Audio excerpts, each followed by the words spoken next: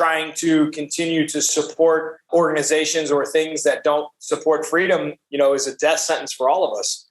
And, like yourself, I've really tried to pay a great deal of attention of where my dollars go and intentionally spend them with people and or things that value freedom and value the American principles that, this great country was built upon. Welcome to another exciting episode of the podcast, The Thought Leader Revolution. I'm your host, Nikki Ballou, and boy, do we have an incredible guest lined up for you today. This gentleman is someone that I admire very greatly because, I believe he and I are like brothers from another mother in this sense because we're both champions for freedom, free expression, and free enterprise. He's been one of the folks during the last couple of years of this crazy COVID madness who's actually had the guts, the balls to stand up and speak out for freedom. And for that reason, I'm excited to have him here. I'm speaking, of course, of none other than the one, the only, the legendary Sal Frisella. Welcome to the show, Sal. What's going on, brother? How are you? It's an honor to be here with you, my friend. Truly an honor. Honor to be here. It's funny, who would ever thought 2 years ago we'd still be dealing with this, huh? God, you said it, brother. You said it. It's craziness. But we'll get into that as we move forward. So, a lot of folks obviously know who you are, know what you and your brother have created, but there's also a lot of folks listening to the show who don't. And it'd be great if you just give us a bit of your backstory. Yeah, well, first of all, thank you for having me on the show. I love doing this. This is, a passion of mine. And my name is Sal Frisella. I am by title, which is kind of weird. I'm the president of Phorm. I always say I'm employee number one at Phorm. I was the first hire here.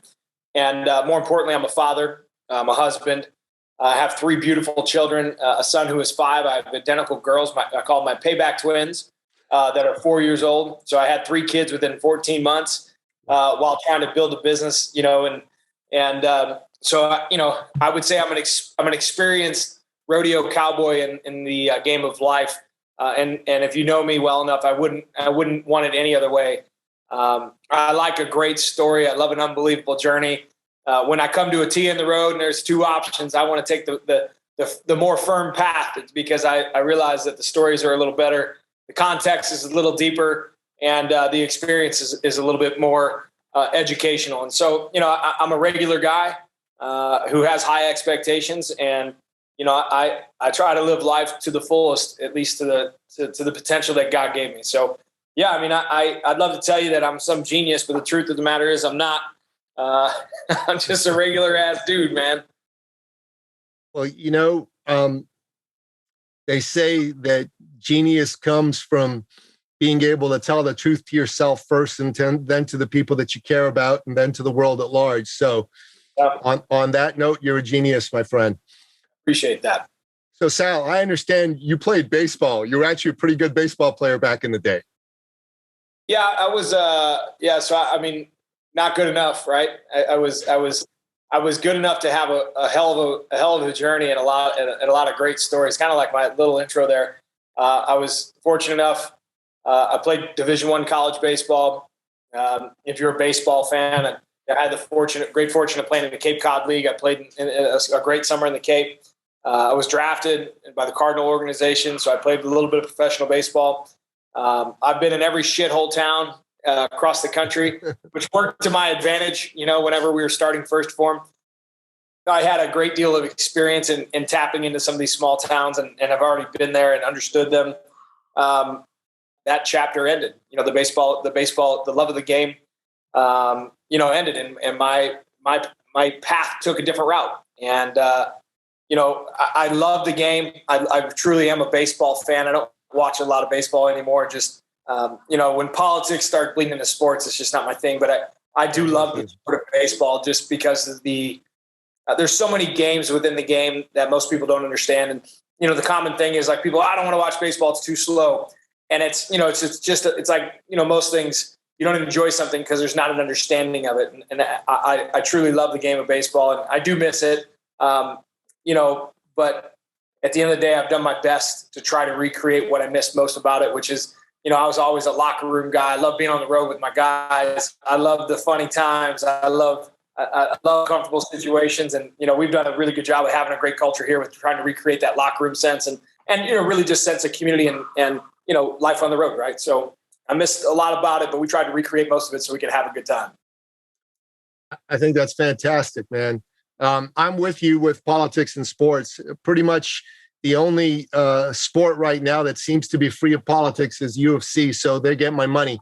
Pretty much everybody else doesn't, and I never was much of a UFC fan. I mean, I thought it was cool and all, but I never gave him my money. I never went to see any pay-per-views or anything like that. But when Dana White spoke at the Republican National Committee, and he basically talked about love of country, he talked about the value of freedom, and he wasn't giving us any of that woke garbage. It just, for me, it was really easy to make a decision to say, I'm going to give my money to the UFC. And I think, when, as a society, when we wake up, people should really vote with their dollars. And I think that's an impactful thing, trying to continue to support organizations or things that don't support freedom, is a death sentence for all of us. And, like yourself, I've really tried to pay a great deal of attention of where my dollars go and intentionally spend them with people and or things that value freedom and value the American principles that, this great country was built upon. I from a leadership standpoint, we try to do a great job of instilling those values in our culture here at First Phorm, by creating jobs, by making sure that we don't replace humans with robots. We give people an opportunity to create a career. We give people an opportunity to, have some pride in their workplace. We every day at 10 o'clock, we play the national anthem. And I think, when you look at the future, if we continue to create, and I'm all about a global economy, but I am also about making sure that we take care of ourselves first and making sure we create jobs first. And so, sports is really no different. When you start to try to, when you try to please everyone, you please no one. And I think that's where, we have to get very clear as Americans first is like, we need to make sure, because it's not cool to be narcissistic, but I make an argument, if you don't take care of yourself well, your family doesn't do well. And, the same can be said for country. If we don't take care of our country first, it's going to be really hard to be a citizen amongst that great country. And so, I am with you. We had a sponsorship package with the St. Louis Blues, one of our local teams. And, we decided to pull that sponsorship package, which was, approximately $500,000, our season tickets, the whole deal. And I'm not getting down with it. I'm not playing the, well, you only get to come if you're vaccinated, not vaccinated. You get to do this if you meet these particular requirements. We're going back to the 1960s. I'm not doing that. And I'm going to support freedom. I'm going to try to put my dollars where freedom exists. I'm going to try to create an environment in which freedom thrives and individuality and love of. I'm a faithful man, so love of God and country first. And Amen. We're going to create that environment. Like for my people here, I don't care if they're vaccinated or unvaccinated. That's not my business. It's much like I don't care if somebody's gay or straight or black or white or pink or purple, and I don't care which God they pray to. What I do care is that they're people of character. And I think if we were more worried about the character of the human versus the actions that we're trying to manipulate them into taking, we'd probably be better off as a society. But somewhere along that ride, we downplayed the character, the importance of character, and it's reflecting. I mean, look at crime, look at unemployment. There's plenty of jobs. There's plenty of job opportunities right now. It's when the government pays you to sit on your ass, there's no pride of self-worth. There's no pride of work ethic. There's no there's no pride in somebody trying to go earn a dollar. So listen, I mean, sports has played a role, and it's sad because I'm a college athlete. I was a professional athlete. I find a great deal of entertainment through sports. I haven't been to a football game in a couple of years. I haven't been to a hockey game in a couple of years. I haven't been to a baseball game in a couple of years. And until they get their head out of their ass, I'm not going to go back and get my money. That's just the way it is. Good man. So I I sent a couple of copies of these books for you and Grace. I don't know if you got this, but awesome. So this book was written because we were sick and tired, myself and Wayne Allen Root, of what a lot of these corporations were doing. We just said, screw it. We're going to write a book. So there's going to be a second book coming out for, corporations that are pro-America and pro-freedom values. So we're going to, first Phorm will definitely be on that list, my friend. But I'll tell you something. We wrote this because we want people to start voting with their dollars, man. And the sooner people start doing that, the sooner more people vote with their dollars, the better. I got to tell you, my own personal belief is I'd like to see Twitter cease to exist. I'd like to see everyone who believes in America's values stop being on Twitter. I'd just like to see that organization just be ground into the dust. And then after it happens to one of them, then we pick a second corporation and we get everybody around them and we start to grind them into dust. And then I think these guys are going to start getting scared, because the reason they're doing this is they're afraid of the left, right? That's why they're following all these crazy woke policies. They got to start being as afraid of regular freedom-loving Americans as they are of the left. In fact, I want them to be more afraid of regular freedom-loving Americans, because they're the ones who've got the money. And if they take their money away, these corporations aren't going to last, right? Yeah, I mean, I think, it's certainly a catch-22 in regards to, social media is where the eyeballs are right now, right? So, it's tricky because I agree with you. Jack Dorsey, owner of Twitter, a St. Louis guy, doesn't do much for our city. So I don't even have a Twitter account. But I look at, you look at the social platform, it's where all the eyeballs are. So as a corporation, it's very hard to pull out of a social platform, because that's where your dollars are being spent or generated, where your revenue is being generated. So as a capitalist, right? It's how do you still perform without being exposed to the people? So there's a very slippery slope inside of that, inside of the angle that in which you present. I think from a fundamental standpoint, I think the world would be much better off if it was without social. Going back to the human interaction and how we were designed as humans to coexist. I think when you start thinking about metaverse and people living in in a fake world, which is what I ultimately personally think they want and they're trying to achieve, because that's an environment where people don't have to go to work. They can be anything they want to be without having to necessarily do the work. They can play a game, not actually go out and earn what it is. But I think there's just a slippery slope there, and it's a tough situation, because what's more important, me boycotting the platform or me creating? We have almost 12,000 employees. Which one's more important? And obviously, your employees are more important. Obviously, your business is more important. There's no question. But at some stage, you gotta pick and choose your battles too. I think, because if you don't, at some point, these folks are going to take away everything that matters, everything that makes human beings, worthy and capable, and that's the desire to be free. Inside every human heart beats the desire to be free.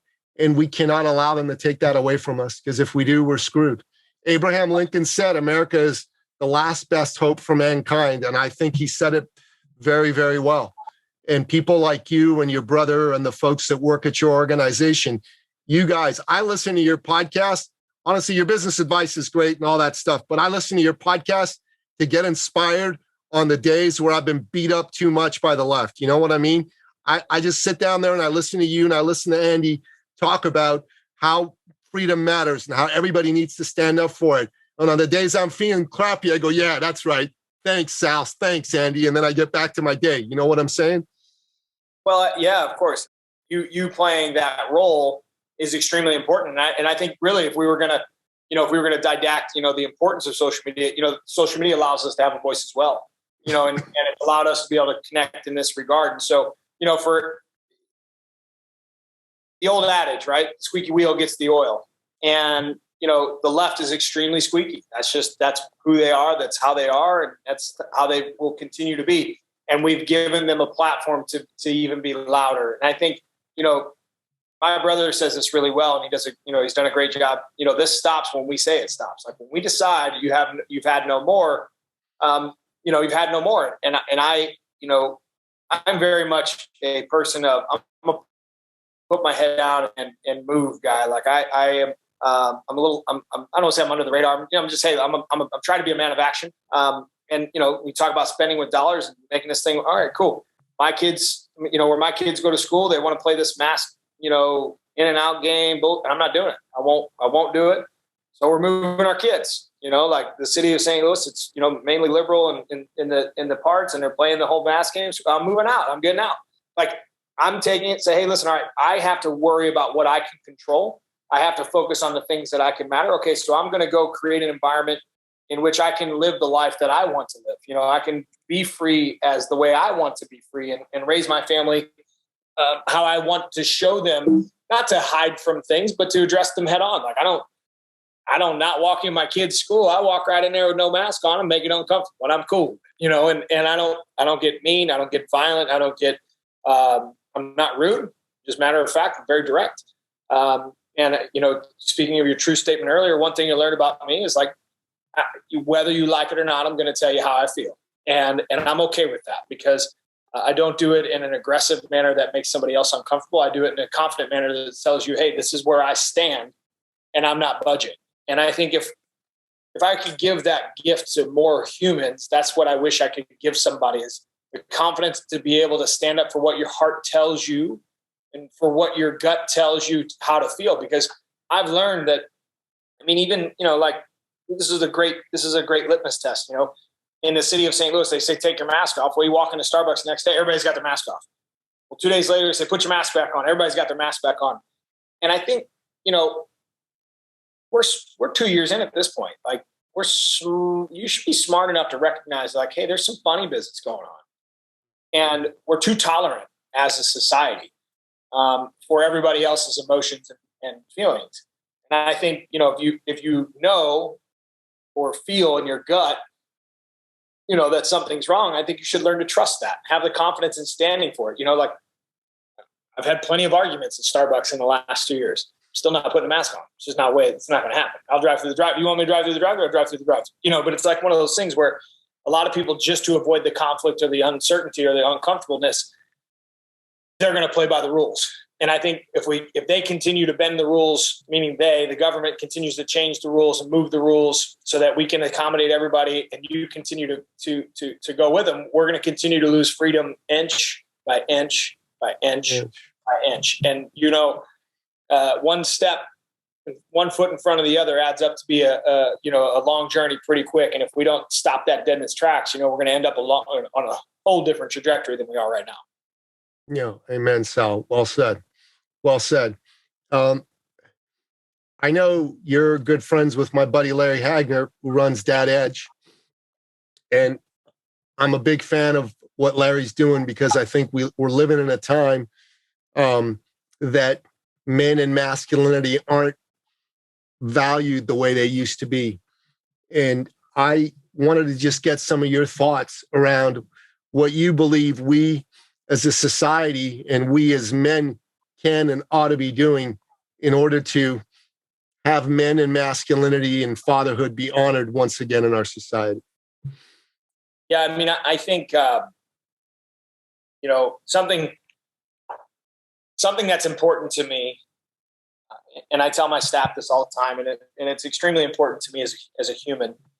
I always want to build people of character.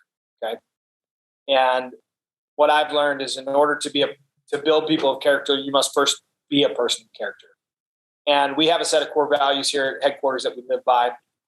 And I tell my guys and girls all the time, that my job, my sole purpose, and I firmly believe this on earth, is to build a community so strong, to build a community that's so rooted in substance, and the foundation is unshakable from good people, and that I've impacted, that I've done my best to help grow their careers or change their lives, or give them a good advice, that when I die, that community will take care of my children. And you can only create that sense of loyalty by by adding so much value to one's life, where they feel an obligation to do that for someone, especially someone's children. And I've shared this story before on a few podcasts, but one time I was in Home Depot, and my dad's a gangster. He's a guy's guy to the core. He's a man of his word. Says, "Hey, this is what's going to get done. It's going to get done." That's how we raised.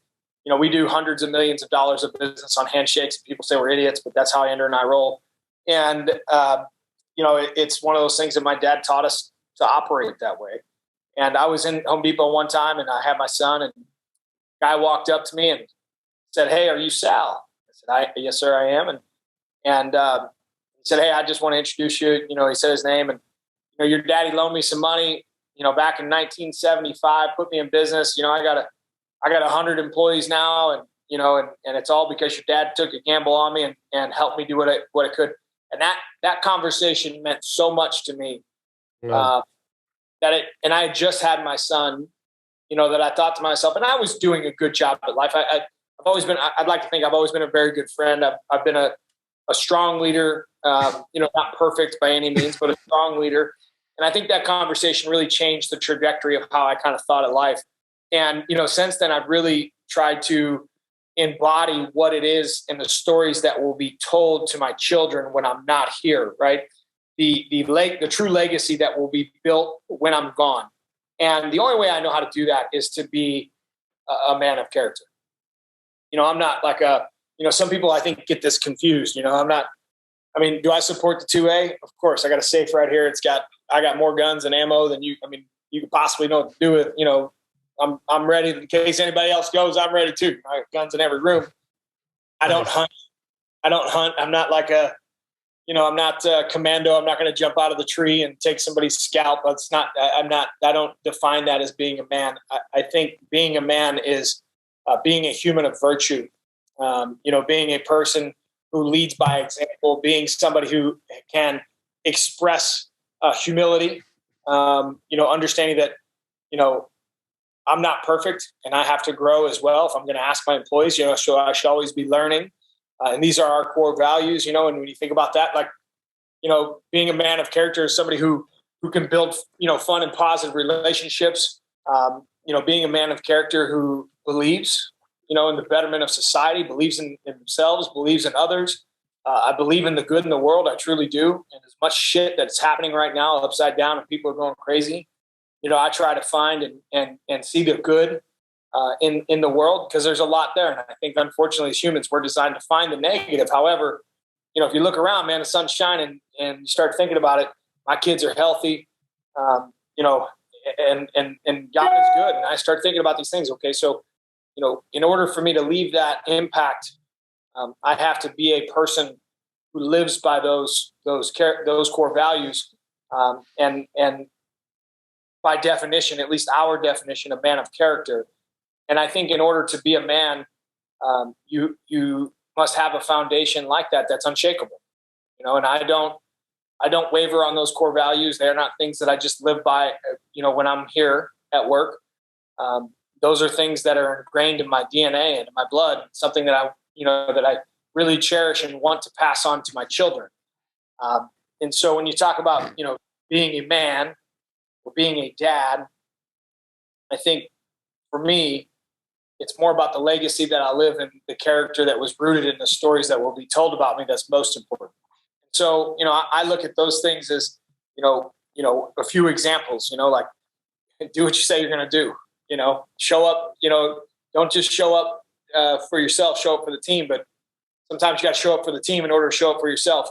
And I think, when you start looking at some of these small things that, as guys or men, we lack on ourselves. Take care of yourself. Nobody respects a big sloppy guy. Like, it's just not, there's a man instinct there. It's like, there's not a respect. There's a respect, from the standpoint of, I'm not too good to do any job in this building. I'll still sweep the floor. I was running a jackhammer with my guys this morning. I'm not too good for that. It's not past my duties. I got no problem answering a customer service email. There's not a question in this building that I don't know about a product, about a service, or about a process. And the reason I do that is because I want my guys, no matter where they're at, whether they're $15 an hour guy or a $500,000 a year guy. Like, I'm next to you. I understand it. I'm willing to help you. I'm part of you. And my job here as one of your team members is to help you solve those problems. And I think, when you start looking at men, yes, for something, and if you don't stand for anything, you live a life that's not of value. You waver. I don't waver. And, I know exactly who I am, know exactly what I stand for. And if I don't go with the popular opinion, I go with what's right. And I don't choose what's right by my opinion. I choose what's right by the team. I choose what's right by the family. I choose what's right by society. And I think you have to be selfless in that sense of being a man, to understand the difference between right and wrong, and don't waver. So that was a long-ass-winded roundabout answer to get you where you wanted to go there. But hopefully I landed the plane. Oh, you did. You did. It was great.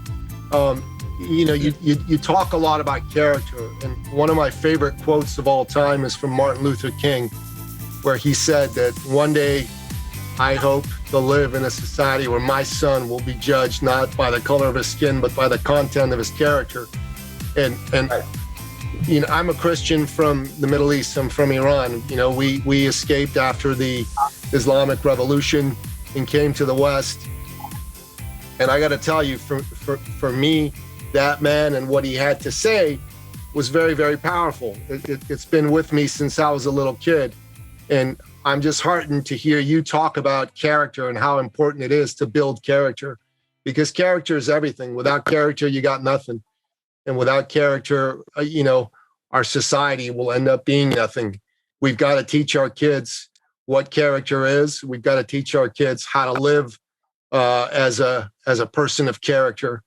And that's the way we're gonna win and keep freedom alive. Because if we don't do that, we won't. We'll fail. Ronald Reagan said it like this. He said that freedom is never more than one generation away from extinction. It doesn't get passed in the bloodstream. It's got to be fought for. It's got to be nurtured, and it's got to be cherished. And I just thought that was very, very true. Yeah, and I mean, I to reiterate, your statement. You think about society today, just in Martin Luther King's words. We're placing our values in the wrong areas. When that man's talking about not placing you on the color of skin, and society now that they want you to place it on the color of skin, and then they're adding, they want you to place it on sexual orientation, or they want you to place it on gender. And I always tell people, I don't care if you're black, white, pink, purple, gay, or straight. I care that you're a good human, and I don't give a shit about anything else. And so, when we as a society start understanding that, like, I always use, so when I speak and talk, and I got to, whatever, Andrew and I, we're fortunate enough to be able to do this. I always tell people, good litmus test on somebody like this is, I don't care what type of car you drive. I care how you take care of the car. It's two totally different things. Everybody gets all hung up. Well, I drive. Well, how do you take care of it? And I always say, hey, my first house, I can tell you the address, 10592 Roxana Drive.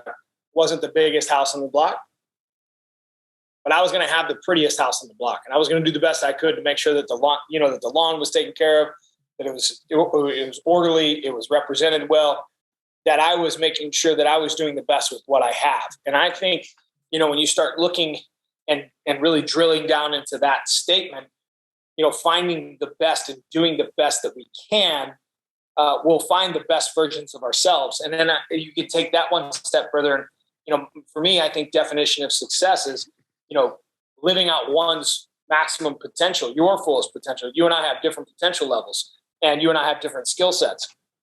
But if I'm going in and doing the best that I can to be a contributing member to society, to be a good father, to be a good leader, to be a good teammate, to be a good husband, life will work itself out. I shouldn't get any pluses or minuses on anything other than that, the scorecard. And, society right now, they want you to get, a different viewpoint on color, age, race, gender, all these different things. And the truth of the matter is that's not what counts. What counts is how you do with what you have, and making sure that you make the most of the opportunity. And like I said, you're Iranian. I have a stepbrother who's not really my stepbrother. Reza and Bob. We call him Bob, even though his name's Reza. And, I've heard, Bob's been called every name under the book over the last 20 years. One of the best guys I know. You know what I mean? Yeah. To let all those names bug him and bother him, he wouldn't be where he's at. But he's kicking ass. He's taking names. He understands that has nothing to do with his outcome. I've watched him do it over the last 40 years of my life, and I respect the shit out of it too. And I think when you go back to that, there's a respect factor. So you and I are beating on the same drum. Yeah, brother. I mean, it's cool that you've got a good friend from Iran. That as an Iranian makes me very proud. That men like that are in the circles of the people that I admire. So I think that's a fantastic thing, man. Kudos. He's a fiery son of a bitch, though. Are you fiery? Oh yeah, oh yeah. Probably a little too much sometimes. Oh, he's quick, Nick. He's quick, man. Bob's one of those guys, like, he'll get down. If you got to get down, he's getting down fast. Yes. It's one of our greatest strengths as Persians is we got a lot of fire, and it's one of our greatest weaknesses is that we got a lot of fire. We gotta watch when we let the fire come out, because sometimes the Persian women too. I mean, his sisters are fiery as hell. So I mean, yeah. Oh God, yeah. I don't know if you're married to a Persian woman or not, but no, I'm married. My fiance is, she's a white bread German background girl, blonde. Got it. Fantastic. Like my fire and her ice, we work well together. It's good. She's pretty intense, man. She set my girl set 3 Guinness World Records for running on a treadmill. The first one in her mid 40s. 3 times, 12 hours on a treadmill. It's insane, man. My longest on a treadmill is a little over 3 hours. And I thought I was going to go insane after about 3 hours. First time she did it, I did the first hour and 15 minutes with her. And I said, honey, you're on your own. Love you. Yeah. I'm going to watch. I'm going to cheer you on. Me, I'm into sprinting, brother. I like that a lot better. That's more my kind of thing than this 12-hour business, man. It's crazy. I don't need to know about your sexual life, bro. We're good. Yeah, we call her the girly David Goggins. You know what I mean? Because Goggins likes doing all those crazy long-ass races. That's her thing, too. What's funny is, I've had the great fortune of being able to meet a lot of cool guys. And, a lot of times, like, they're one guy over here and then there's another guy, on the screen. And they go into character. Yeah. That guy is the same guy over here. Is right here. And it's really funny because, we get along really well. And it's funny, because I just expect the guys coming out of character. But when he talks to you, kind of like, he's fiery like that, but he's almost like yelling at you. And I'm like, David, you don't have to yell at me. Like, I'm good. I'm not yelling at you. I'm animated, That's how I talk. That's what this. Yeah. So he's awesome, man. Yeah, he's pretty great. I like him. I like what he's all about. I like when he's like giving you a lesson and then he's doing like, clap push-ups while he's giving you the lesson. And I'm going, damn, how the hell can you keep your mind going and do that at the same time? Like that's just crazy. That guy's got something going on there, which is awesome. Yeah, he's stay hard, motherfucker. Yeah, that's it. Stay hard. That's his thing. Yeah. No. So, Sal, we're in a time right now in society where there's a lot of craziness going on. And I know you and Andy talk a lot about this on your show. And I would really just love to have a kind of like a one-on-one conversation with you now about what your thoughts are on what's going on, what we need to do as freedom lovers in order to turn things around and make sure that freedom continues to survive. Yeah, I mean, I think, everybody waits for everybody else to solve their problems. And I think that as a society, we have a huge issue. And unfortunately, being uncomfortable, is not something that people like to do. And usually it's just by saying the simple word no. And I think, the word no gives people the EBGBs no matter what they do. I'm not doing it. No. And, as a society, if we're going to fix the problem that we're dealing with, we have to stop tolerating what it is that they're asking us to do. And asking people to be compliant on something that they don't believe in, you're going to have to learn to stand your ground. You're going to have to learn to say the word no.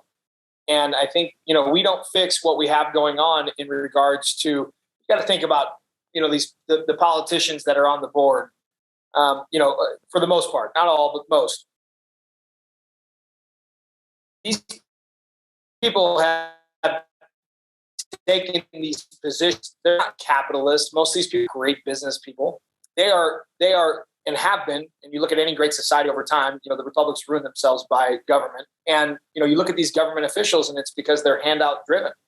We've created a society that these people can make hundreds of thousands of dollars, if not millions of dollars in these seats and in the House, by taking handouts and, tilting the vote. And they're creating downstream effects for us as a society. And we have to, as a unit, learn the word no.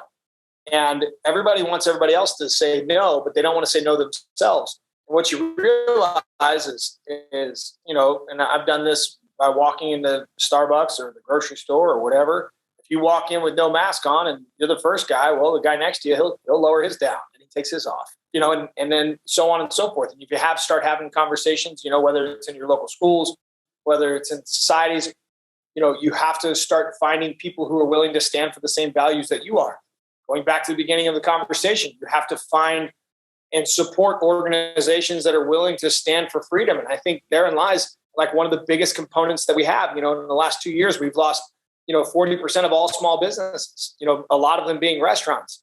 We, as a society, have to get out and support the restaurants that are supporting freedom. And those voices will be felt by the way of the dollar. And the dollar has to support how the economy, stands and survives. And all of these businesses that went out of business were businesses that complied with state and local governments. All of the restaurants that are thriving right now are the ones that said no, that, hey, listen, I'm not going to play the police. And at least here in St. Louis, those people, the freedom seekers, will find those restaurants and will support those restaurants based on the simple principle that they supporting the individual freedoms that we have as Americans, values that keeping those businesses and finding those businesses. And I can tell you, those businesses are not Amazon. Those businesses are not the internet. Those businesses are the people down the street who pay their bills, your neighbor, off of local e-commerce or local commerce. A lot of times people will say, well, you guys are an e-commerce business. You're right. But we're an e-commerce business that supports, job creation. We're an e-commerce business that supports freedom and values and making sure that we stand for what, our forefathers designed this country to be, the land of opportunity, but making sure that we take care of our neighbors, making sure we take care of our brothers and sisters. And we have to do that if freedom is of the most importance to you, which I think it should be at the forefront of your values. You should support those restaurants and businesses that stand for freedom. And that doesn't mean pro-vaccine, anti-vaccine. That means freedom to choose one way or the other. And I think a lot of times, some of the, I'll call them the anti-vaxxers. The anti-vaxxers, give everybody on this side a bad name. The pro-vaxxers give everybody on that side. The majority of us sit in the middle. Like, hey, it's not my job to make your health decisions. That's not my job. No, my job is to make sure that I give you my best expert advice in helping you change your life with diet, exercise, and supplementation. That's my job. My job is not to choose whether you're gay or straight. My job is to help you change your life through fitness and exercise. My job is not to choose anything that you do in your home life. My job is to do what I do best, and your job and to meet you halfway in supporting that. And when you start understanding our role as individuals to make sure that we're supporting the people who support the values that we have, we're stronger together as a unit than we are as individuals. But remember, the team is made up of strong individuals. So the word no, you have to learn to say, and you have to understand that it's going to make you uncomfortable. And you have to learn that it's going to be at the sacrifice of you doing some things that you don't want to do. Like me, I like going to hockey games. But if they're not standing for what I believe in, then I'm not going to go spend my dollars and support them. That's just the way it is. Do my kids miss out because they're not going to experience it? They do. But there's also a lesson to be learned there that I can teach them that, we don't spend our dollars on people that don't support the values systems that we stand by, the character that we stand for, which is making sure that we support one another and those freedoms, both for and against our beliefs. Freedom is freedom.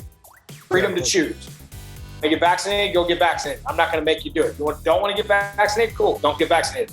Just like we treat our employees. The government comes in and says, hey, you guys have to vaccinate your first meeting we had. So, guys, we're not going to do that to you. It's not our decision, period. That's it.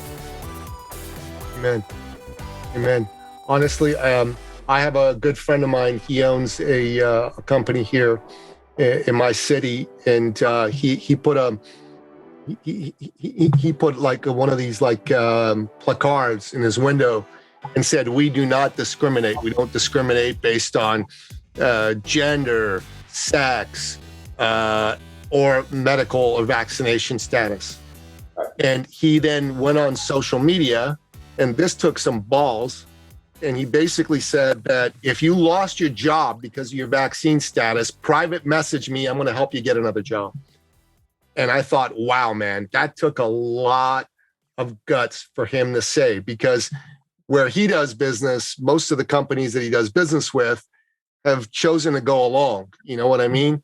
And he's got to find a way to, like you said, you got to make a decision, right? As a capitalist, you can't just say, hey, I'm going to just stand up for my values if it's going to destroy my business and the jobs of the people that work for me.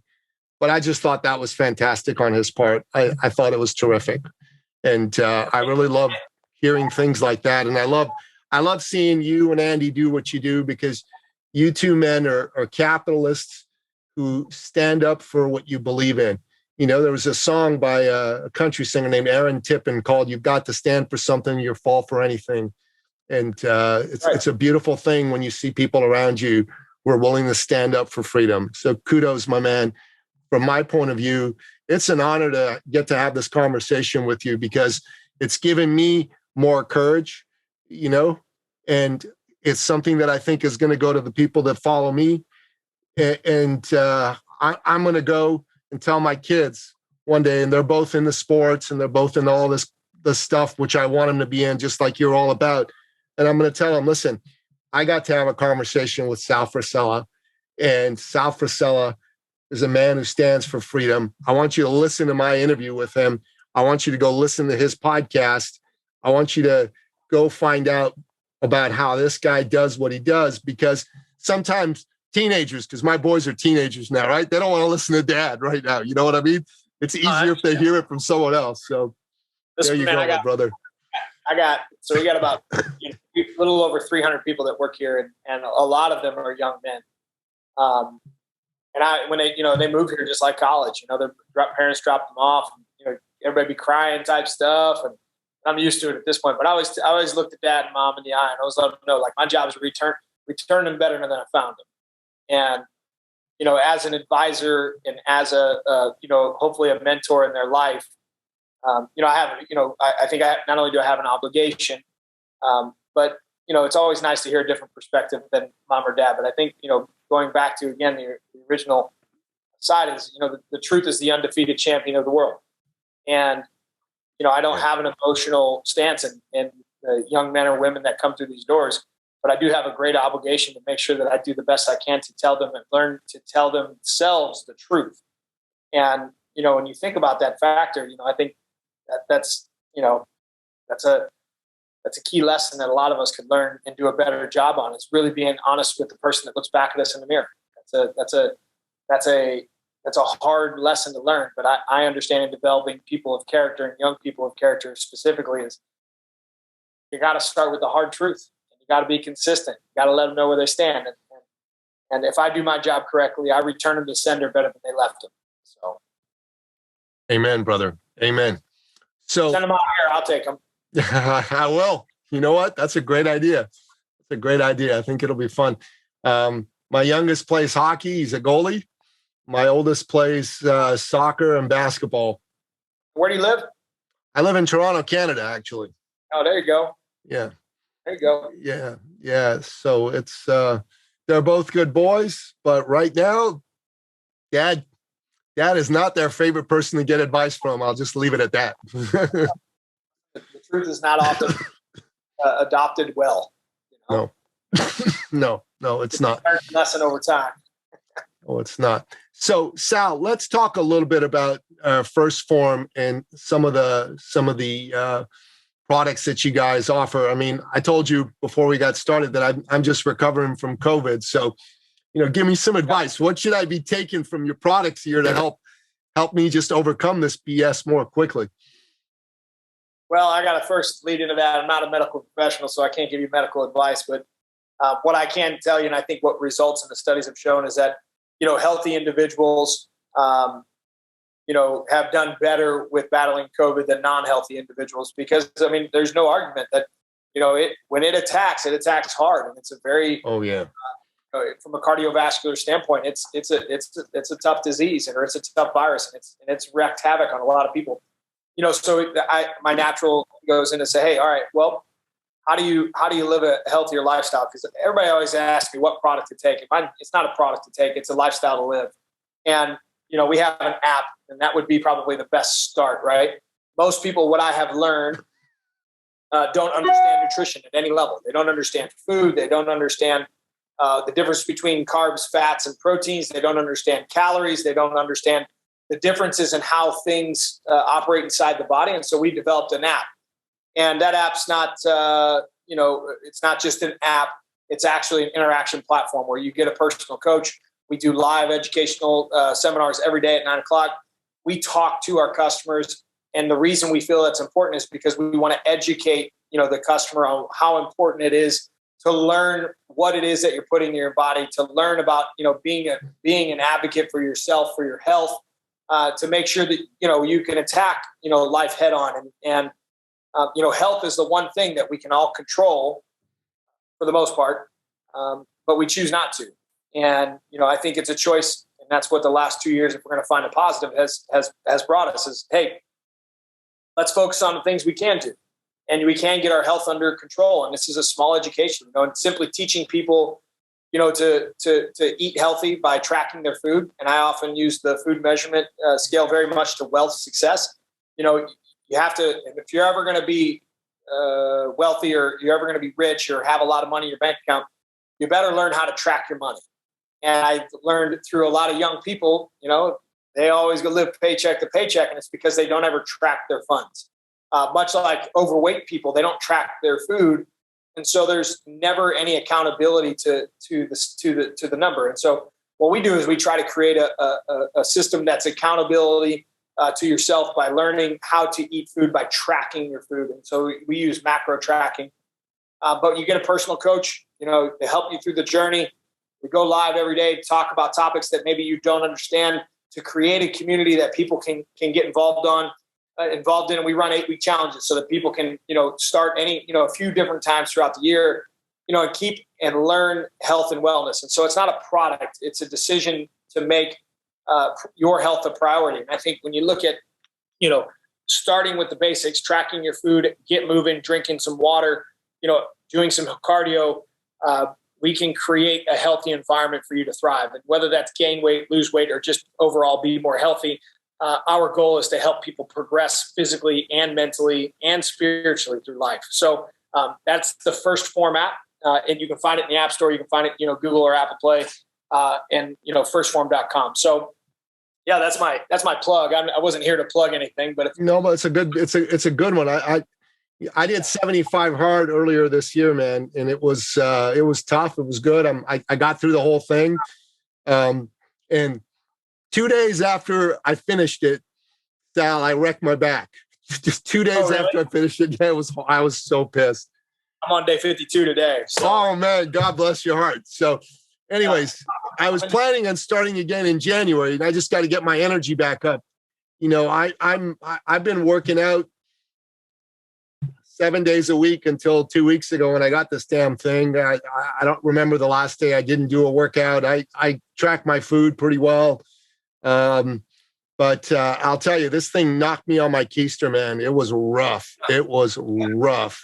And it just got my mom pretty good too. And there's no denying, right? There's no denying it's a real disease. I think that's where some of the far right people make, the centralists look crazy. It's like nobody, I don't think anybody's denying it. I think it's, we don't all have to attack it the exact same way. And I think that's where the freedoms come back into play. Having a big workforce, I think the best thing, Nikki, when you look at, getting up and just trying to get active. You don't have to go out and crush it, but I think moving, creating, allowing your cardiovascular system to get back in check and get moving. It seems that those people are, even my mom, I told my mom, get up and get moving. Just get up and get moving. And, versus laying around to get her lung function back in check and keep moving. Seems that it has done a good job. Listen, I'm not a medical professional, so I can't, give you that advice, but from my anecdotal observation, it seems that, people who move more frequently are doing better in recovery. Amen. Yeah, I'm moving just a little bit each day. I'm adding 5 minutes to my workout every day, just 5 minutes. And so hopefully by Monday I'll be back on track and be able to do a proper workout. So brother, listen, we like to wrap up every single one of these episodes by asking you, as our guest expert, what are your top 3 expert action steps, your best pieces of advice for people to take on their life, their health to the next level? What do you say?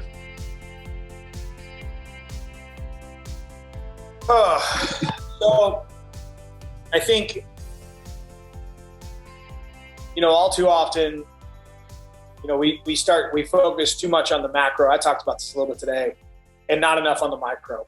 And, we worry about all the variables outside of our control. And I think the one thing that I've learned and see in most successful people is they get really focused on controlling the things that they can control. And they don't get distracted or, derailed by things that are out of their control. And in fact, during those times when chaos ensues, they get extremely focused on the things they can't control. And they create, small positive movements when everybody else is either standing still or regressing. And I think when you start to focus on those things, life becomes insurmountably easier because you're dealing with less variables. And when you think about focusing on things you can control, you can progress, always. You can always progress and keep a positive mindset. And unfortunately, it's hard. It's a very daunting task to stay extremely disciplined and focused to, what you can do, not what you can't do. 2, I deal a lot in sales. I do a lot of, sales consulting and sales things. And I this is like the number one rule for me is, people buy from people they like. And, people support people they like, and people believe people they like, and people follow people they like. And, when it comes to being a likable person, I learn to add value, learn to be somebody who puts deposits into somebody else's life by lending a hand, by, lending an ear or a shoulder. And, there's never a wrong time to do the right thing and adding value to a situation. And, I think, there's too many withdrawal type people in the life. And so if you want to create a life of freedom, you have to be somebody that people are willing to support. And so you do that by giving first, and when you learn to give, you ultimately will receive, but you have to be a giver, and you have to be a friend, and you have to be likable. And I think, when you realize that concept that we're all salespeople, whether you want to be or not, and the top salesperson is not the biggest snake or the biggest snake oil. The top salesperson is the person that people usually like and support the most. And we can all use that in some way, shape, or form in our own lives in helping progress them forward. And so I always tell people in the sales world, remember, people buy from people they like, not people trying to take an angle. And I would say the third thing, and again, these are 3 things that just kind of popped into my brain. I don't know if I was writing a book, I don't think maybe all the 3 things, but 3 pretty close. Learn to think, and learn to think for yourself. And I think society right now has trained people to respond, not to think. And I think if you were to look at the COVID-19, situation over the last, 20 months, I think it's a very good telltale that there are a few people that think and a lot of people that simply just respond. And I think when you look at, when I talk about think, I'm talking about problem solve. I'm talking about problem solution. I'm talking about thinking through the variables and the different outcomes and the different situations, not just doing what you're told to do. And if you look back at society, no society who did exactly what they were told to do was the thriving society. America was built on, and freedom was built on savages, right? Going out and chasing their dreams, and learning to think is probably the dangerous weapon that you can have for yourself, because it allows you different opportunities than your neighbor, an outcast vibe. However, for me personally, it's allowed me to create the life of my dreams. It's allowed me to create an environment for my friends and family that I never thought imaginable. It's because I thought that there was a possibility that we could be successful if we went about it a different way. Tying in value number 2, trying to be a person of character that was likable, that people would buy from, and thinking through that compounding situation and adding value to other people's lives and hoping that they would support us. And I think when you look at those three values, they certainly aren't going to take away from your life, and hopefully that your listener and your audience, they find a great deal of value in those 3 things. I really like all 3 of them. I'll tell you, learning to think hit me the strongest, because I think you got to think for yourself. I got a men's organization I run.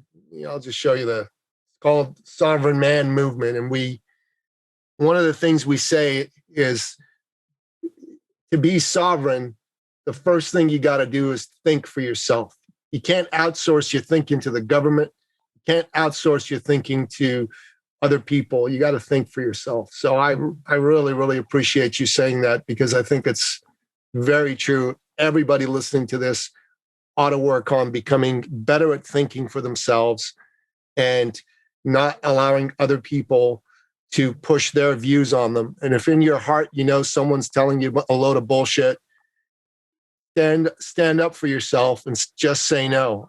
I really like that you said that throughout the conversation that we had together today, my brother. Thank you so much. God bless you, man. Thank you for joining us today. It's really, really an honor to have you join us here today. Thank you, brother. I appreciate you having me on. Yeah, you bet.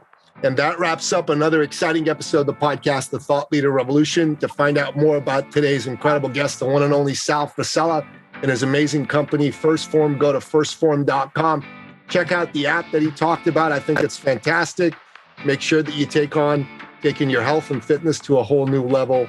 And you can also find out more about Sal and all the show notes that we have either on our website for thethoughtleaderrevolution.com or on iTunes, Stitcher, Spotify, Audible, et cetera, et cetera.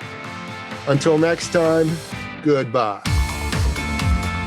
This episode has been brought to you by eCircleAcademy.com, the proven system to add 6 to 7 figures a year to your thought leader practice.